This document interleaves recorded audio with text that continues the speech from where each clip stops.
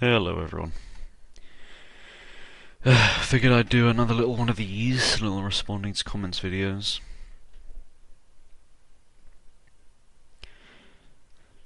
Grombulian comments on the last Plebeian podcast about masculinity. He says, Roosh V, etc. are not masculine in the slightest. They represent only a debased modern reflection. Tacitus, in his Germania, describes that in the ancient tribes, premarital sex and promiscuity was seen as signs of weakness and unmanliness. This idea is greatly illustrated in Charles Kingsley's Westward Ho, in which he describes the main character's opinion of promiscuous behaviour, quote, a profligate and effeminate sin.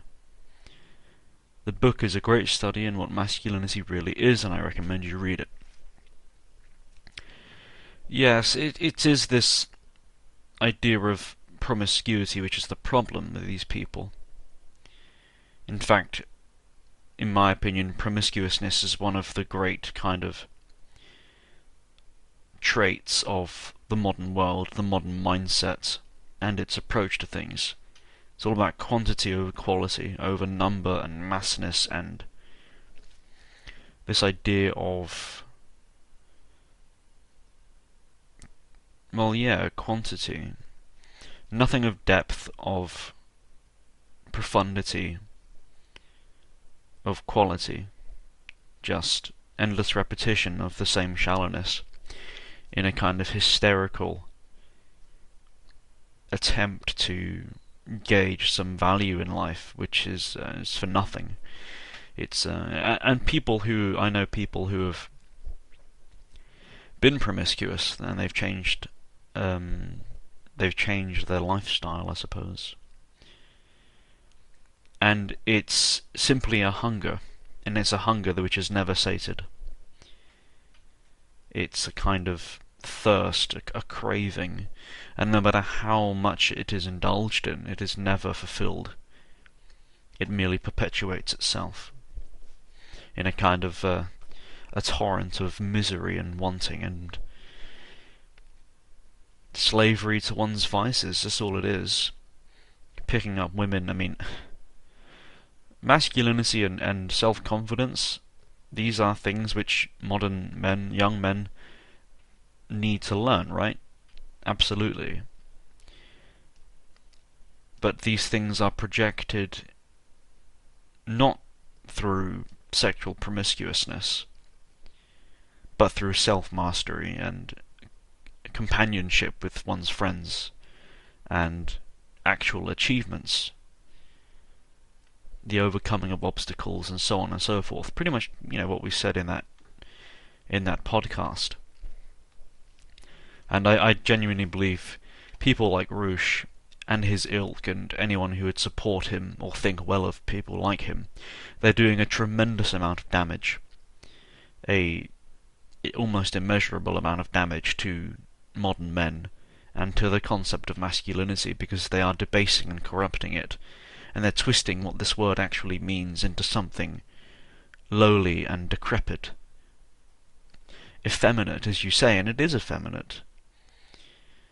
It isn't feminine, but it is effeminate.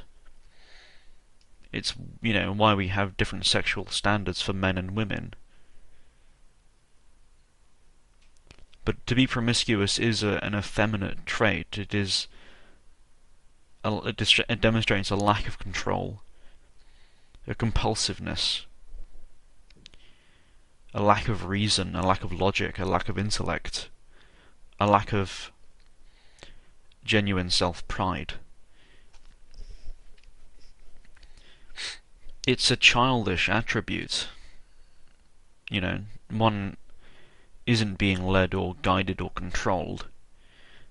The animal part of oneself is just left free to reign and do as it will, without anything to say no. One doesn't eat too much, one doesn't drink too much, and one doesn't fuck too much. It's one of these things.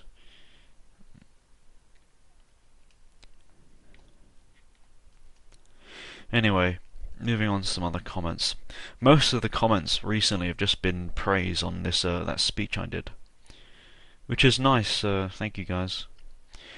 I am wondering whether I will do this speech at the London Forum. I say that I probably will, but I am having some second thoughts. I don't want to get out of my depth, and I don't want there to be a false image of myself projected. I don't want people to misunderstand who I am.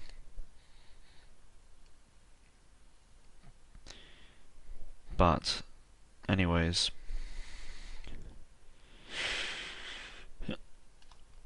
Let me have a look here. Scroll down, scroll down, scroll down.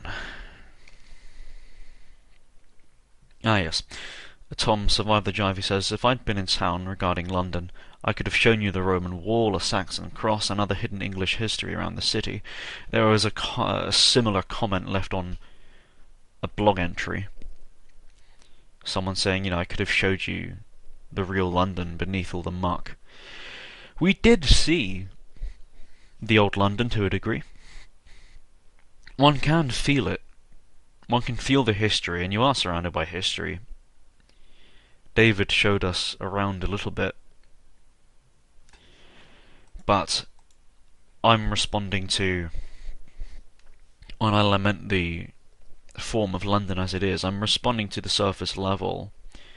And the muck one has to clear away and look through to see anything of depth is miles thick. It's quite a shame. But yeah, I know there is that hidden side to things. There is that world of quantity beneath. But it takes a particular kind of lens to look through to see it. And I suppose on the day, me and my cousin, we are so unfamiliar with that kind of environment. So that was quite a shock to us, We were really outside of our comfort zones. And my cousin isn't even an introvert like I am, but it is just the vibe, the mass of bodies, shuffling to and fro like zombies out to fucking feast and shamble about. Alarix asks, I'm sure you've probably answered similar questions many times, but I'm interested in Evola, Julius Evola, and was wondering where to start. I've answered this question hundreds of times now. Where does one even begin? Again, as always, as I've said hundreds of times now for a while, I recommend one starts chronologically to get to the main kind of theory with traditionalism, and that's with revolt against the modern world. That establishes your thesis. Men Amid the Ruins then establishes your hypothesis. Ride the Tiger then establishes your antithesis. However, Ride the Tiger, it being written later, it's a little bit easier to read than Revolt Against the Modern World because some of the prose there is rather heavy, and Evola is quite well known for how dense some of his writing is, best demonstrated in the Hermetic tradition.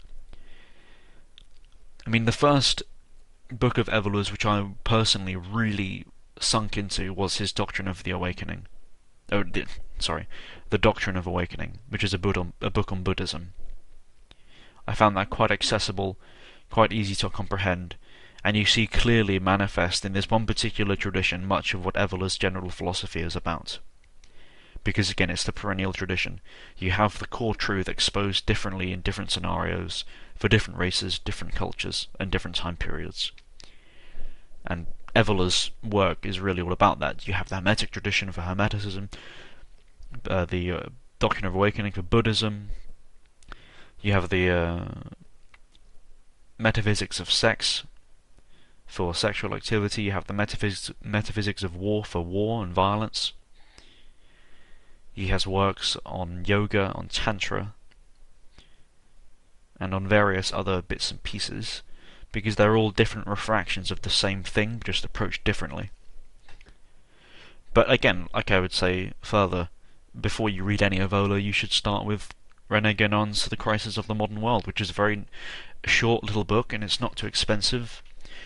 And that does establish plenty of what Evola goes on about. Evola will spend 10 paragraphs making one point. It's good because he exposes things in different ways and uses plenty of metaphors and allegories, but if you're more of an analytical kind of Aristotelian type, Guénon will appeal to you more because he is more of an academic. Evola is more an artist warrior. Guénon was a mathematician. So again, different authors in this field and on this topic will appeal to different people based upon their own personalities. But it's all out there on the internet. It's all out there. You can find it all if you know what you're looking for.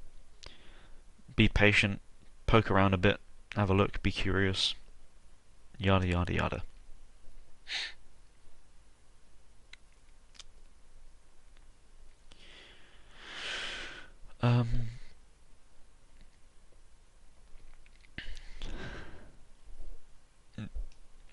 Yeah, Nostradamus asked me why I thought nationalism was too left-wing. This is all in the comments under the Extremists Club Talk video, but I'm going to read it here anyway because it's worth drawing attention to. Lance Edane partly answered. Well, there are three parts. There's Lance's answer, Vali Gunvaldsson's answer, and my answer. There's three parts here, so I'll read them all, just so it's here in this video for people to listen to. So Lance answers, "Not Adam, but I'll give you an answer anyway. I suspect that the remark about nationalism being too left-wing was a kind of tongue-in-cheek way of saying that nationalism is inadequate and not extreme enough. The reason for this is that nationalism, as its roots are in the 19th century liberal revolutions of Europe, is somewhat incomplete when separated from hierarchy. While it emphasizes love for one's country and people, it does not recognize the hierarchical order that is necessary to sustain said country, nation, people. It puts the people first instead of any sort of higher power, be it spiritual or material. So in short, nationalism is a healthy step in the right direction, as it recognizes the need for patriotism and community among other things, but ultimately falls short when divorced from any traditional order or hierarchy and belief in a higher power or purpose." Vali extrapolates a little further. He says, "Adam often makes the point that white nationalism in particular is too non-localized, insofar as it doesn't take into consideration the differences between distinct white tribes. In brackets, the utility of whites only emerges in a colonial/global context, close brackets. This reasoning could probably be extended to the common understanding of nationalism as pertaining to nations as we understand them today, i.e. as semi-arbitrarily, historically demarcated and not determined by virtue of the intrinsic character of its peoples. In this sense, it would thus be a left-wing vis-à-vis its relative universality/egalitarianism." And my last comment here is kind of lengthy, but it's worth putting here, so then if people ask me I can just send them this video. I say, "Vali, between you and Lance is about being explained. I'm not just trying to be a special snowflake. I do have legitimate qualms with nationalism qua nationalism as outlined by the gents above. My biggest problem with this, and why I get called a pseudo-intellectual neo-reactionary cuck, among other things, is that Americans have a tendency to conflate nationalism with patriotism. It becomes a synonym for 'I like my tribe'. And there's nothing wrong with that. But nationalism itself as a political system emerged in opposition to monarchism, to tradition. Therefore, when I say I'm not a nationalist, I'm not saying I don't have in-group preference, but that rather I believe that the state's form should be based upon intrinsic cultural hierarchy directed via religious tendency, as opposed to the boundaries of a nation as they are perceived, contextualized via the masses who happen to dwell within. One's ties to one's kin exist in the community at the local organic level, not at the national level. I have no immediate ties to a man in London, and nor need I. It is the government's job to regulate these differences without me or that man needing to know, and to represent us our differences considered at the supranational level. The trouble now is that the government has forgone its inherent duties, and endangers us both via its stupidity. But hey, that's why nationalism is superior to liberalism for you. And by saying I have no immediate ties, I mean our lives don't affect one another. I don't mean that we aren't both English in our ways. Going back to what I wrote. One good example of nationalism triumphing over traditionalism, societally speaking, occurred in Hitler's Germany. Occurred in Hitler's Germany. To quote Julius Evoler's notes on the Third Reich, Chapter 2, quote, an initiative Hitler undertook already in the period when Hindenburg was still head of state, and which had an anti-traditional character, was extending the Gleichstellung. How am I saying that? Gleichschaltung. Also to the Länder, the individual regional entities that in their partial autonomy and sovereignty corresponded to the various kingdoms, principalities and free cities of the Federation, of which the Second Reich was composed, with Prussia enjoying a preeminent position among them. These were abolished, one after the other, and the individual Länder were integrated in the central government by taking on the character of Gaue, areas headed by functionaries of the Reich's central government, who were no longer representatives of the corresponding communities. Prussia was the first to undergo this fate under the leadership, unfortunately, of von Papen, a rightist. Even Hindenburg said nothing to oppose this development, which amounted to a policy of centralizing and leveling. Once again the excuse given was the need of a total organization of all forces, with the goal being the maximization of efficiency. Emphasis was placed on the fact that by this policy Germans had become, for the first time in its history, unified as a quote-unquote nation, in the sense of a modern nationalism. From our point of view, however, the negative aspect of the initiative is clear, since the previous system of a superior central authority combined with a group of smaller political units that enjoyed partial autonomy had an organic and qualitative character, which is traditional in a superior sense. In this regard, Germany has presented, among all other modern European nations, an outstanding example. Note, in relation to this German national unification effected by Hitler, we can point out the opposition between the type of Italy's unification, which had an analogous character, and the one effected by Bismarck with the creation of the Second Reich. This last unification had an organic character from above, and was based on the agreement of the sovereigns of individual countries that maintained their traditional structure, and not through the people. On the contrary, Italy became one in the so-called Risorgimento. See, this is the trouble with English speakers. We can't pronounce foreign words the first time. Risorgimento, under the standard of ideologies that went back to the French Revolution and according to the nationalism that derived from it. Unquote. End quote. So, under nationalism, one essentially levels the social plane. One presses upon the country and, in the name of togetherness, or however you want to dress it up, one creates a level playing field. This is inorganic and grotesquely mechanical. There's nothing wrong with patriotism and loyalty to Theed. Indeed, such things are moral goods, but this word nationalism does get thrown around too much too freely. And there we go. So, to put it very, very, very plainly and very shortly, it's modern. It is a modern system.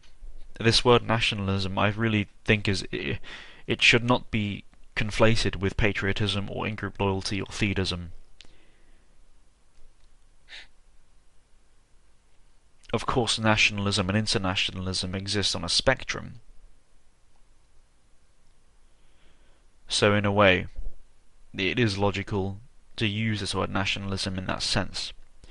But when one speaks of being a nationalist, one is still existing within a modern paradigm, intellectually.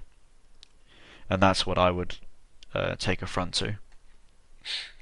One can love one's people and not be a nationalist.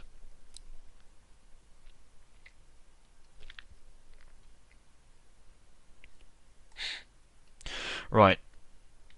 I think I'll make one more little reading of a comment here, and that'll be that, because we've gone on for long enough.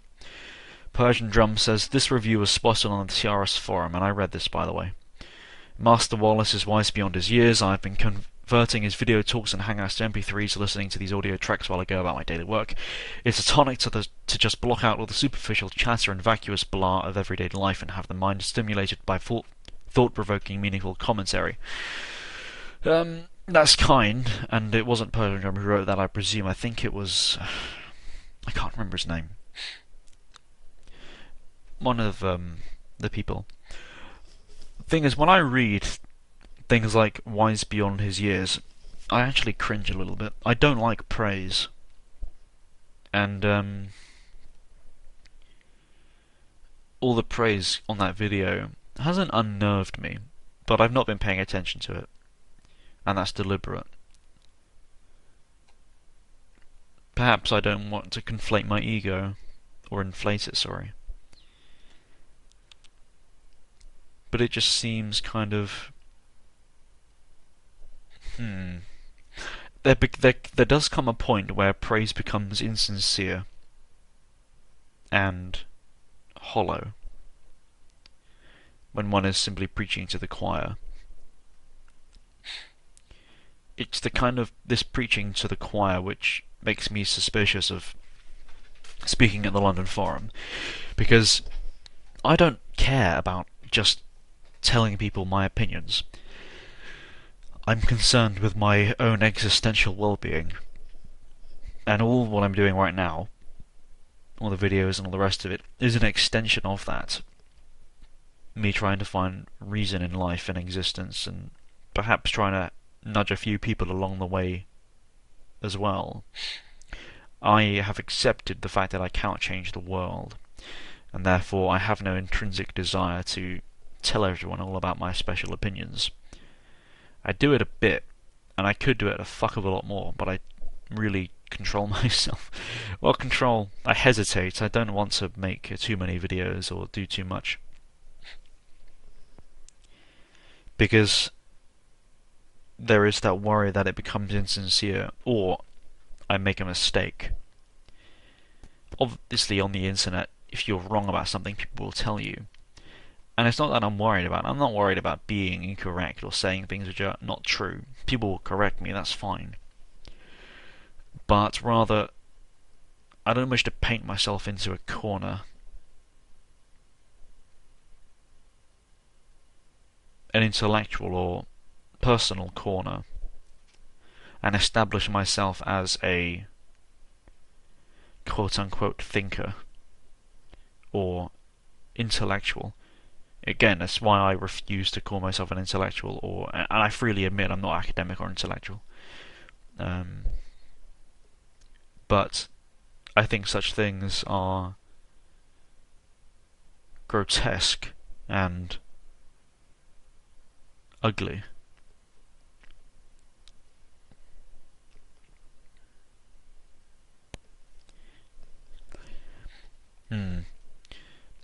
I then worry, though, that my lack of confidence, as it were, is getting the better of me, and maybe this is all just a cover for me being a pussy. I don't know. I'm obviously going to continue what I'm doing. I seem to be doing well enough thus far. But I do not wish to establish myself as any sort of voice on anything, as a kind of a mouthpiece for ideology. That isn't it.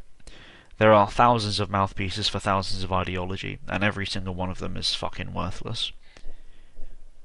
Every single fucking person like that is boring, dull, grey, sterile. And I am not that, nor do I wish to become it. So while I do appreciate the praise and all the rest of it, if I ever appear as cold or unthankful, it's merely because I don't want to get out of my depth.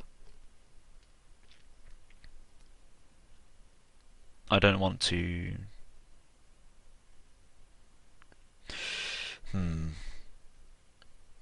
How do I put this? I don't wish to defile anything. I want things to remain pure and clean, and not be tainted by anything unseemly. And I know the majority of people listening to this won't really get what I'm talking about there. And no, it's nothing terrible. But the few people I think who will get it, you'll understand. But it's why I keep saying I'm not looking for fans or followers. In fact, the idea of such thing is repulsive. I want friends, I want companions, comrades, so on and so forth, and I would advise other people do the same. So I think with that I'll shut the fuck up. Thank you for listening.